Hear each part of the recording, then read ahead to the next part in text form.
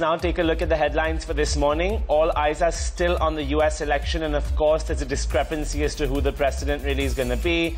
It seems that Biden is one state away from victory, and Trump campaign files a lawsuit to stop counting votes in Georgia. So we all knew this might happen if it doesn't go in Trump's favor. It seems to be playing out now, but markets don't seem to care. 12,000 on the Nifty has been reclaimed, and of course part of this is because the Dow rallied 800 points last night. Of course it closed at 367, but across the board we saw all three benchmarks, Nasdaq, S&P rally.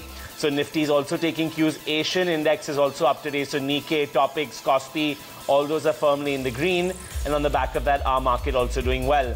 PSU banks particularly and metals are championing the gains. SBI yesterday and today, 2 days of follow-through stock action, doing very well. We then have some words as banks remain in focus because we have the SC hearing today on moratorium. That's now part 4 or 5 of this epic hearing which has gone on for a while. So stay tuned for updates from there. But in the meanwhile, the SBI chairman, and the new one I might say, Dinesh Kara, spoke to us this morning, and he's mindful of raising equity at bonds at competitive rates.